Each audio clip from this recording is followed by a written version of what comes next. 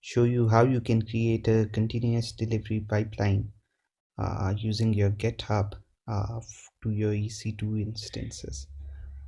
So let's get started, and the first thing we need to do is add permissions for your user. So in order to do that, you can go into the IAM service.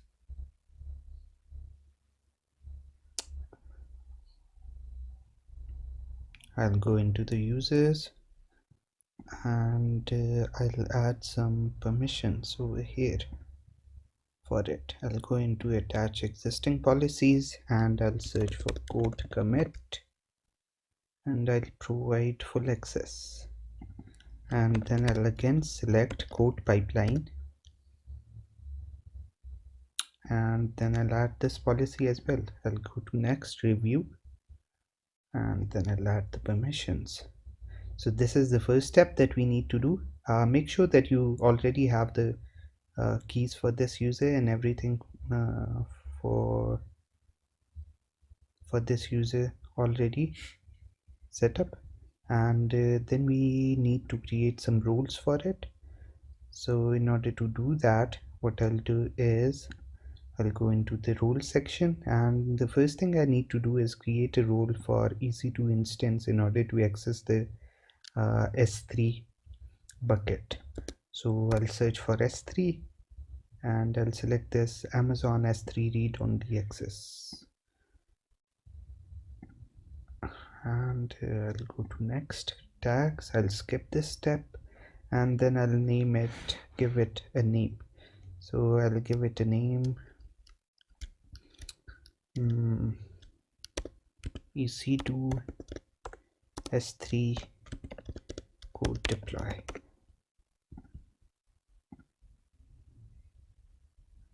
And I'll create this instance. Now if I see over here, you can see that this role has been created over here, and it appears over here. Now I need to create another role over here for the code build. So I'll search for code build. I'll select the use case as code build, and I'll go to next, permissions. It auto populates the policy name for us, and if you want to go into the JSON to look at what it's actually doing, what actions does it perform, and what kind of permission does it create, and you can see that this creates a permission for all the resources, adds a policy for all the resources. So you can either modify it if you know what you're doing, or you can just go with the default setting. I'll go with the default setting, and I'll click next, and then I'll create a code deploy role over here and create a role for this as well. And now you can see that both the rules appear over here, and after that we need to create a policy. So if I come over here in the policies, and I'll go into create policies, and then I'll switch to JSON, and over here in the documentation you can see that in the fourth step I'll add the link to this documentation in the description so that you can access it. If I go over here in the console, you can see that I have been provided with the JSON already. So you can see that this is the JSON. So I'll just copy it from here, and then I'll paste it over here and replace this, and I'll review the policy at the end. By the way, if I go back over here, you can see that this also allows the policy for all the resources, and allows the access to fetch and list all the S3 instances. If you want to modify it or restrict it to a certain region or a certain S3 instance, you can use these settings that are provided below it. So you can see that over here it provides another list of resources and everything over here. So if you want to modify it, you can come over here and do that according to your specific choice. So I'll just go ahead and review the policy. I'll add in a name over here, EC2 ec2-code deploy.policy, and then I'll create this policy. And if I search over here, you can see that I have my policy over here. After this has been done, what I'll do is I'll launch an EC2 instance. So I'll go over here in my EC2 instances. I currently have an instance running, so I'll just terminate this one, and yes, terminate, and I'll launch instance over here. So I'll be launching a Splunk application instance that is already available over here for me. You can launch any instance according to you. I'm using the Splunk instance because I would be doing some extra things that I want to test on it after creating this code pipeline. So if you want to use any of the other Amazon Linux or Red Hat or Ubuntu, whatever you want to use, you can go ahead with that. So I'll select this. By the way, this is a Red Hat based Linux on which Splunk is already set up. If you don't know what Splunk is, just Google it, and it's quite an amazing thing to dive into. So do take a look at that too if you want to. So I'll select the free tier and I'll move to the next section. Over here I'll select the IAM role that I've already created for this EC2 S3 code deploy, okay, in the previous step. So if you are launching this instance using Terraform or any other infrastructure as code service, so you would need to specify the IAM role if you want to create a code pipeline linked to this EC2 instance. So I'll select this over here, and at the bottom, when we launch the instance, we want the code deploy agent to be running on this instance so that our code pipeline can communicate with this EC2 instance. So for that, I'll also list this link over here in the description. You can see that the instructions have been provided over here. So I'll just copy these instructions. So if I'm using this is a Red Hat based Linux flavor, so I'll copy these instructions. If you are using Ubuntu, you can copy these. If you are using Windows, you can copy these instructions. So for now, I'll copy these and I'll paste it over here, and then I'll replace the bucket name with this. You can see this over here that I would like to replace it with the AWS Code Deploy and the region in which I'm deploying my instance. So I'll just copy paste over here, and I see that I'm in US East 1, so I'll change it to this, and then I'll move to the next stage. Let's skip this. Now I'll add a tag over here. So this over here, I'll add a tag of let's say Splunk and test, okay, and then I'll move to the next, configure security group. I already have a security group that allows all the TCP connections and the ports opened for this EC2 instance, and the SSH connection also open from all the IP addresses, so it's available from anywhere and open to the public internet. If you want to restrict these settings, you can create your own security groups and everything. So for now I'm using this just for testing, and then I'll review and launch it, and launch, and I'll select my key pair. This key I already have created and downloaded on my machine so that I can connect with this instance. So I'll launch this instance. Launch failed. In order to product, you need to accept terms and services. Back to review screen. I didn't accept the terms and services, and then what? AWS Marketplace. Edit AMI. Select next. next, next, next, review and launch, preview instant security group. So I don't want anything to be reviewed.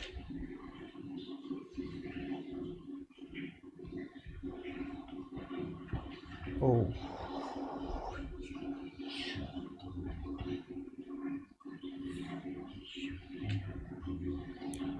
I think when you select this, there is some kind of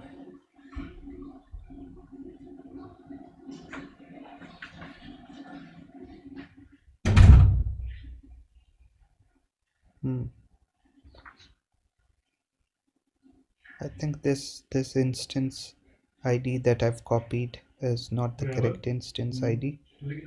So I'll look into this. Is this the community version? Yes, it is the community version. Then okay. So I'll just instead of this use the Amazon Linux free AMI for now. So I'll select this instance.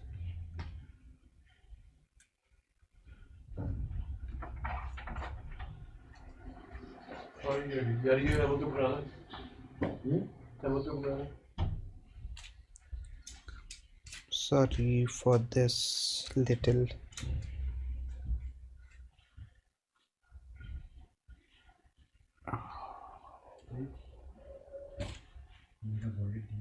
hiccup. Just configure security group.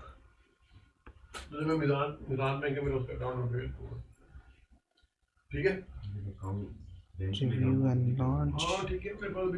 Let's launch this now.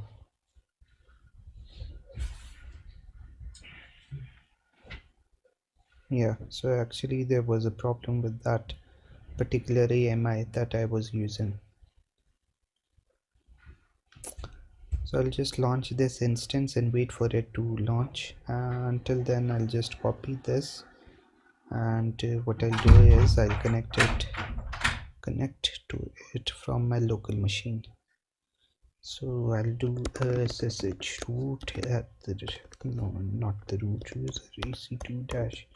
Sorry, first I need to add the key that I already have added in my folder. Identity added, and then what I'll do is I'll try connecting to it using the public DNS. Yes. Okay, and now what I'll do is I'll try to verify if a code pipeline is running. The code deploy agent status. Service code deploy dot agent status. Just check again quickly.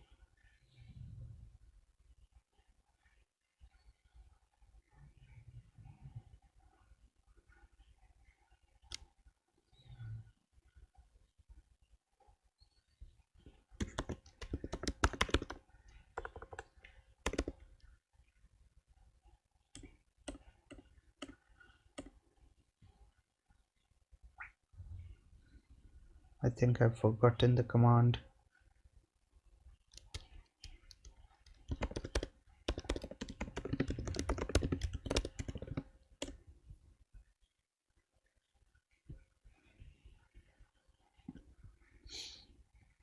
So I'll do a quick search on it. Sudo service code deploy agent status.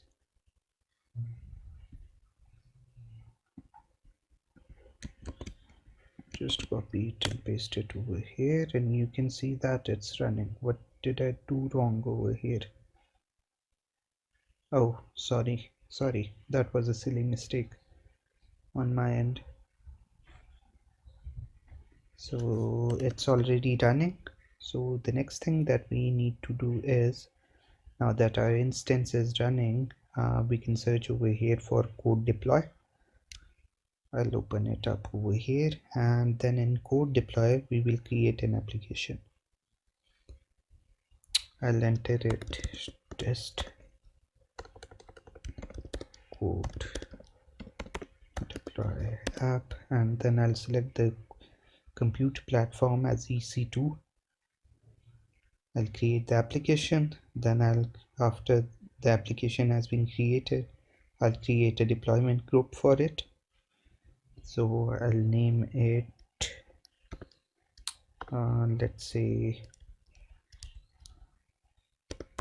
EC2 code deployment group.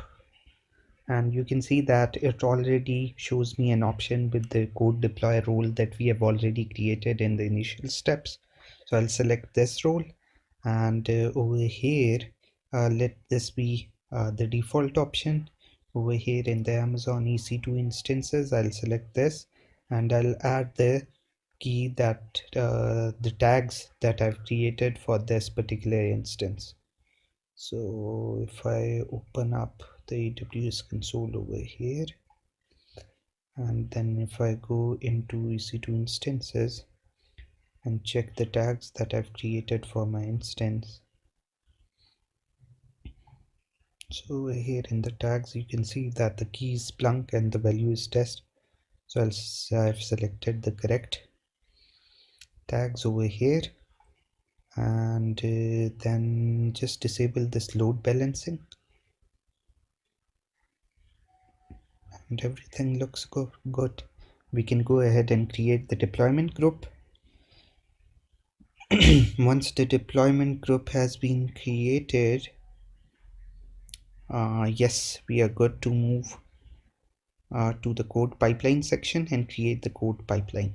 So you can search over here, or I already have it over here because I've accessed it before. So I'll go into code pipeline, and I'll go into the option to create the code pipeline.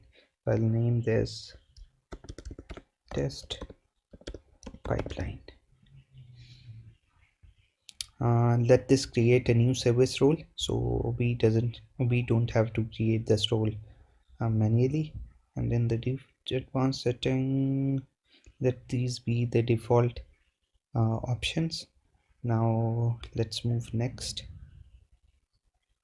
So this already exists, so what I'll do is add a number to it.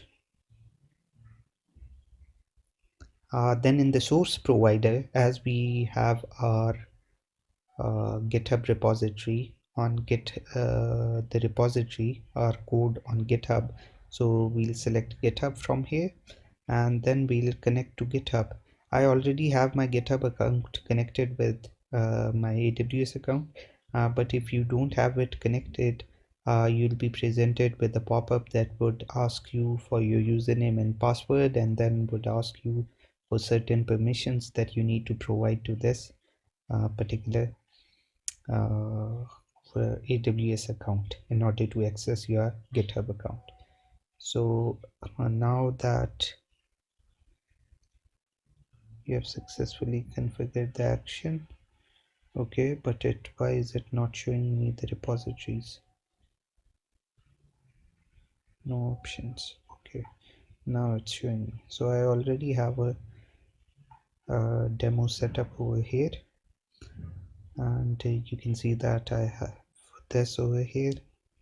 I'll select the branch over here, the master branch. I'll just open it up quickly over here.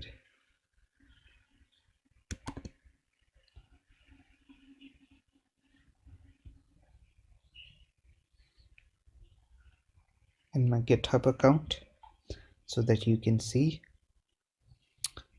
this is the repository, and let this be the default GitHub webhook. So whenever we do a commit, or you can even select the option on which you need to trigger the deployment. So we'll see this in the next section, but let it be the GitHub webhooks option selected over here.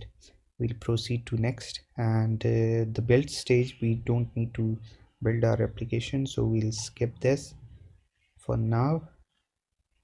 And then in the deploy provider, we'll select AWS Code Deploy, and now you can see that the application that we created in the previous step is in the code deploy section.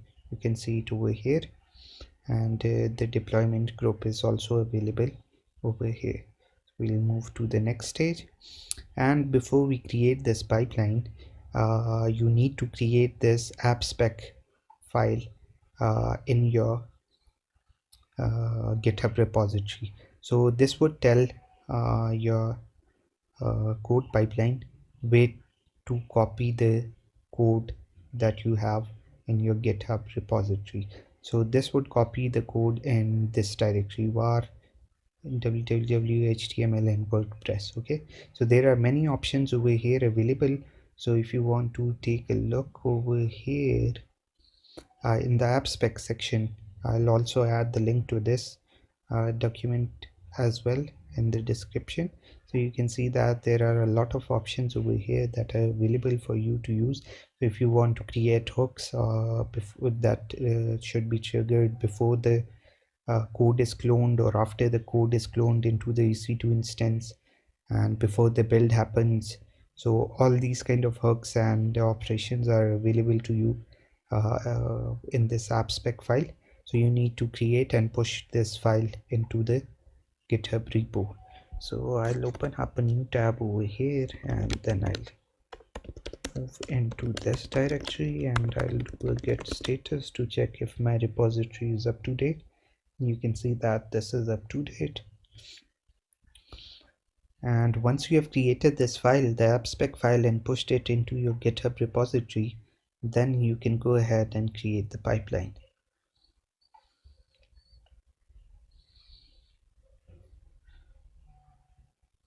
So currently I'll show you that in my EC2 instance over here, you can see that we don't have any www the WordPress directory, and we already have it cloned over here. This succeeded, and this is running over here. This would succeed as well, because you can see that we already got the code over here in the directory. So this was quite quick. I wasn't expecting this. So let's wait for this to succeed, and then we'll try to commit something else into our GitHub repository to see if that change is pushed to the EC2 instance. So you can see that this has succeeded. And now if I go into my GitHub repository and go into settings and go into webhooks, you can see that a webhook by default is created for us. And if I edit it, it would ask me for my password.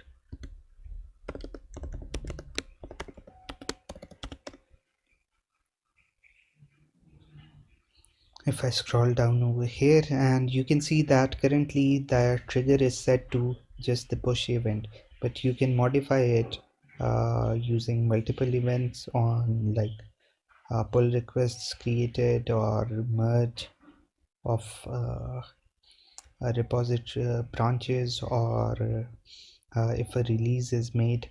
So you can modify it according to your choice. So I'll just move back over here, and now what we'll try to do is, currently you can see that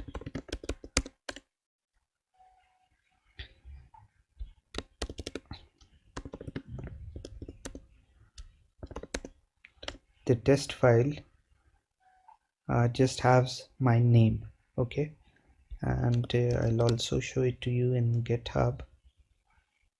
The test file just has my name in it. So what we'll do is we'll modify this file on our local machine and then push it to GitHub and see if it triggers a deployment on the server. So what I'll do is I'll add a test line over here. Now I'll add it and then I'll commit it.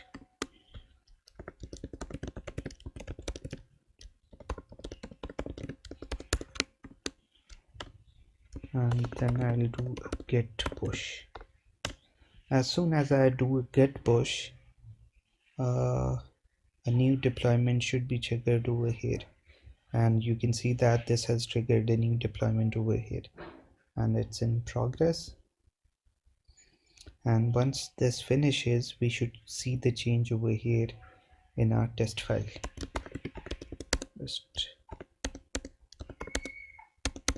Okay, so it has been deleted. So we'll just wait for this to finish and then we'll again see.